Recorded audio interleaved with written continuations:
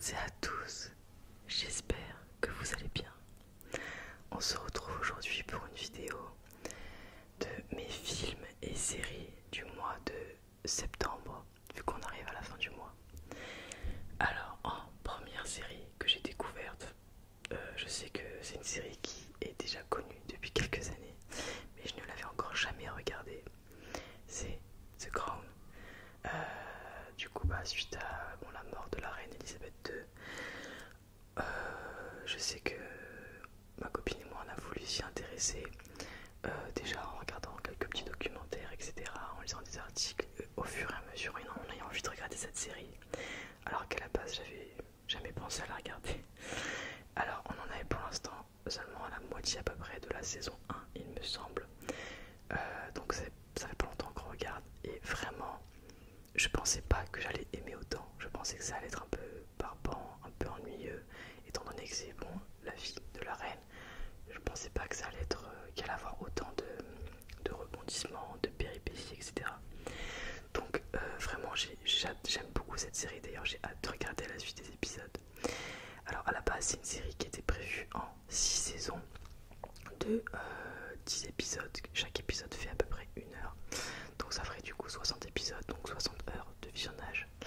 La série est adaptée d'un film qui est sorti en 2006 qui s'intitule The Queen, et d'une pièce de théâtre The Audience sortie en 2013. Chaque 2 saisons, les acteurs vont changer, étant donné qu'on va suivre du coup le règne de la reine, de sa jeunesse, de ses 20 ans à peu près, un peu plus de 20 ans, jusqu'à je pense sa mort malheureusement. Et donc en fait ils vont changer des acteurs chaque 2 saisons pour qu'on suive l'évolution de la reine à travers les âges. Donc vraiment j'ai énormément aimé. Je trouve que c'est déjà c'est bien interprété déjà pour la saison 1, en tout cas pour ma part. J'ai pas encore vu les autres saisons. C'est très bien joué. J'ai vraiment ce sentiment de royauté à chaque épisode. Même je suis contente d'avoir un peu découvert l'envers du décor. Surtout que il me semble, dites-moi dans les commentaires si j'ai tort ou pas, que c'est quand même assez fidèle aux événements historiques qui ont vraiment eu lieu. Donc vraiment je trouve ça vraiment génial qu'ils aient fait une série comme ça, en plus aussi longue, sur un règne aussi long. C'est fou. Enfin, je pensais vraiment que ça allait être ennuyeux, et je suis agréablement surprise parce que à chaque épisode j'ai envie de savoir la suite, comme une vraie série palpitante, fictive on va dire. Et là avec du réel, avec des événements historiques réels, concrets, j'arrive à avoir envie de regarder la suite. Donc vraiment, foncez voir cette série si ce n'est pas encore le cas. Là je pense que la série même a une résonance particulière maintenant, étant donné le décès de la reine.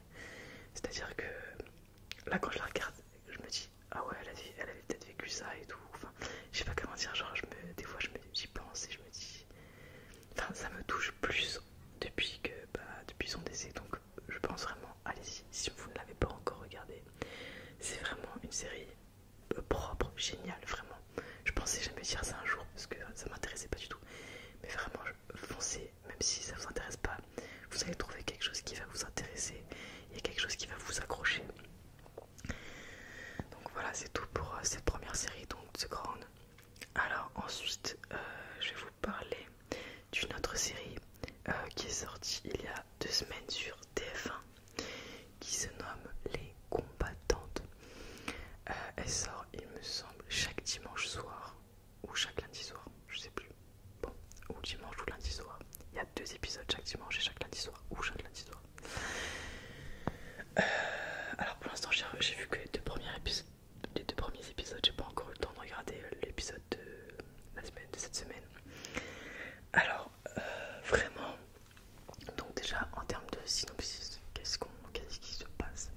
Alors on suit 4 femmes au début de la Première Guerre mondiale en 1914, au moment où les hommes partent au front. Et dans la ville il reste une majorité de femmes, et il reste quelques hommes qui sont handicapés ou alors déserteurs, etc. Voilà. Donc on suit ces 4 femmes. Donc on suit une prostituée, une femme d'un chef d'entreprise, une nonne et une ancienne infirmière à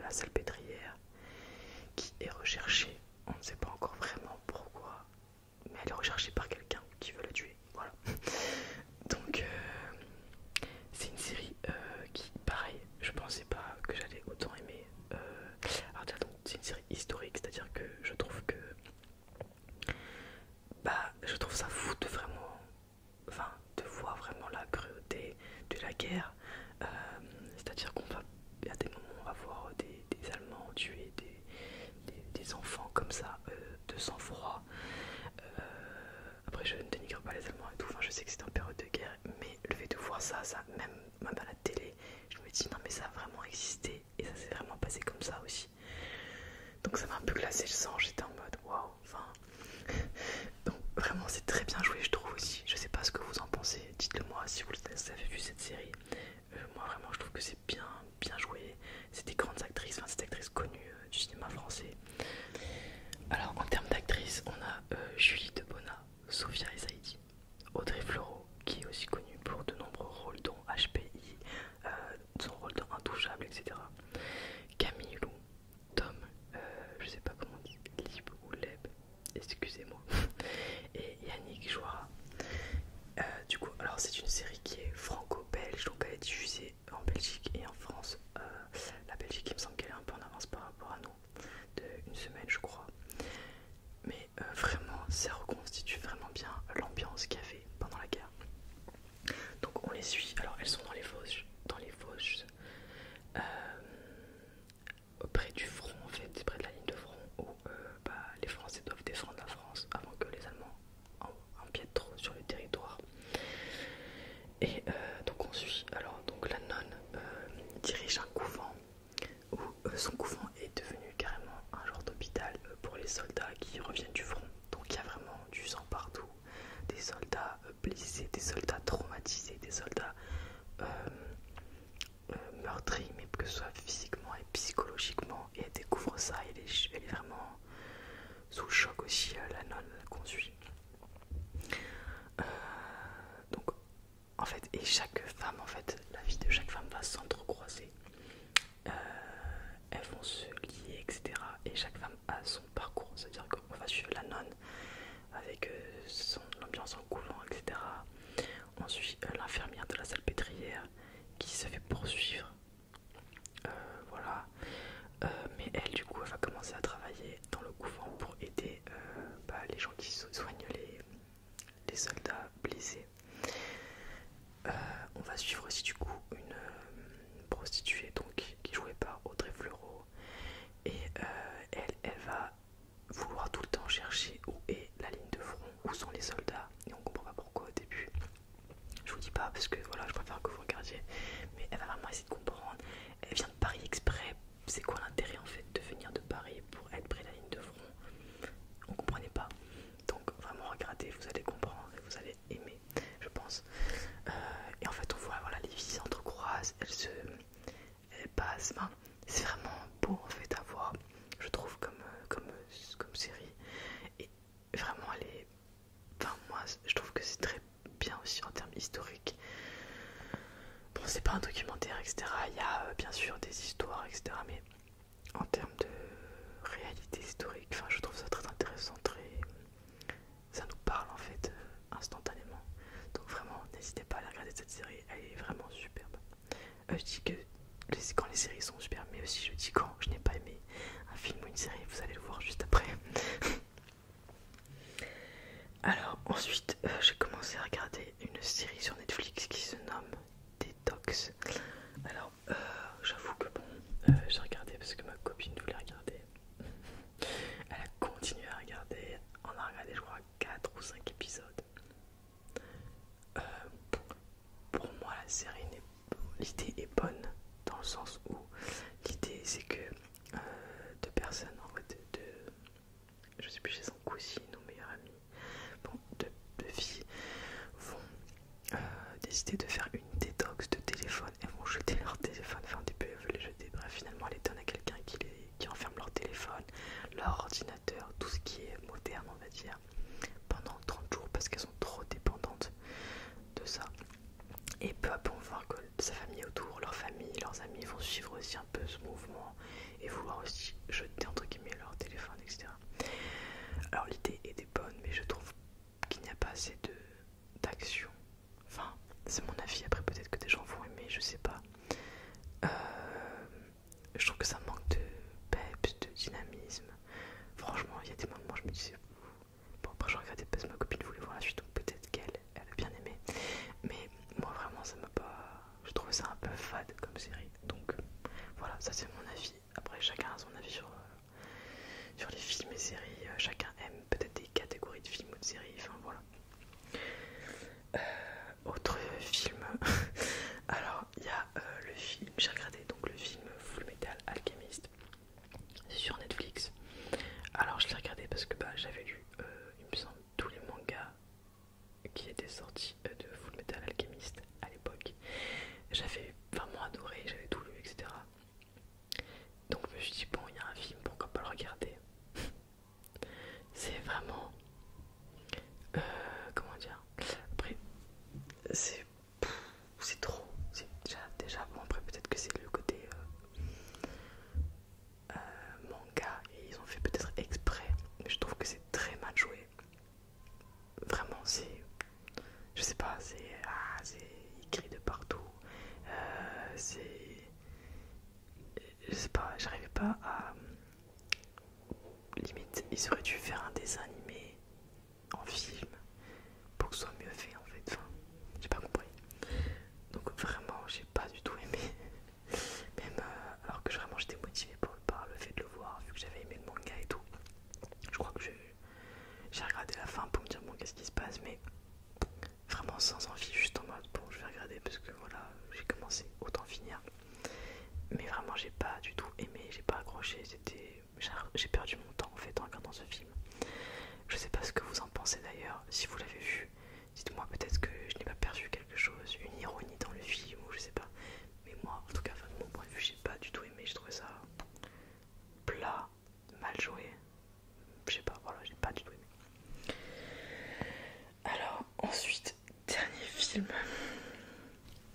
Donc, j'ai pas vu voilà, énormément de films. Je me rends compte qu'en fait, les séries que j'ai vraiment aimées, c'était des séries historiques. c'est ce mois-ci. Ce sera pas toujours le cas. Des fois, j'aime plutôt des séries classiques. Alors, donc, j'ai regardé le dernier film, c'est La vie scolaire, qui est sorti sur Netflix, là, récemment. Je sais que ce film, j'avais toujours voulu le voir, même à l'époque où la bande-annonce était sortie et qu'il était au cinéma. Je savais que je m'étais dit ah, ça a l'air cool et tout, enfin c'est une bonne idée, etc. Donc j'étais contente de pouvoir le voir sur Netflix. Les acteurs, je trouve que les acteurs jouent quand même bien.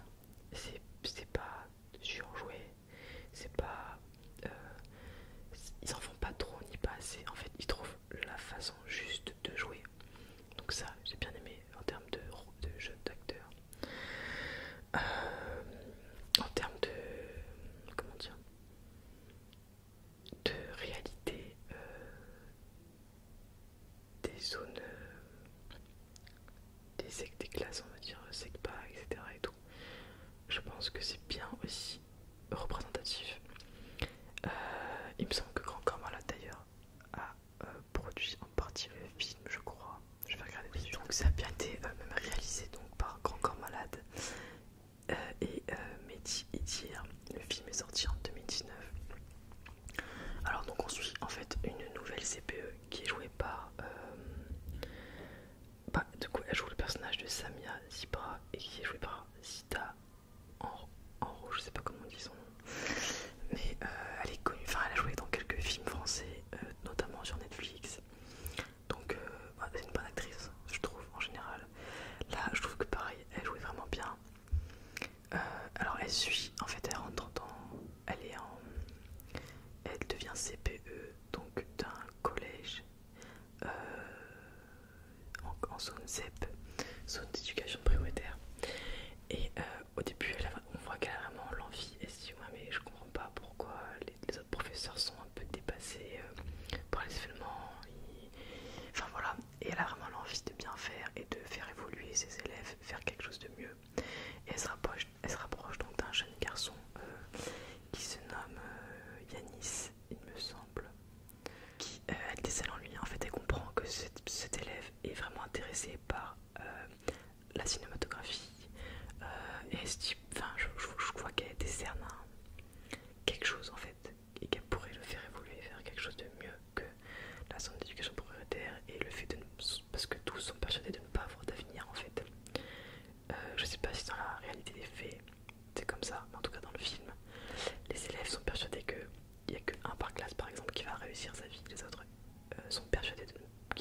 réussir, qui ne vont jamais faire un métier qui va leur plaire, etc. Donc déjà ils partent avec voilà, ils sont eux-mêmes persuadés qu'ils ne vont pas réussir. Et elle va tout faire pour leur donner foi, leur donner espoir. Donc vraiment sur ce côté-là, j'ai bien aimé le film. Il y a eu, on va dire, une ou deux grosses péripéties dans le film. Je ne peux pas vous les dire, sinon je vais vous spoiler. Mais c'était vraiment des péripéties qui m'ont touché, ému, etc. En revanche, je trouve que tout au long du film, c'était un film assez plat, avec pas trop d'action, je trouve. Je sais pas si c'est moi qui est pas. Après, peut-être que je n'aime pas les films trop plats. Peut-être que c'est ma face, peut-être que c'est moi, mon avis en fait. On suivait vraiment voilà, la vie d'une classe, c'était simple, c'était. Comment dire?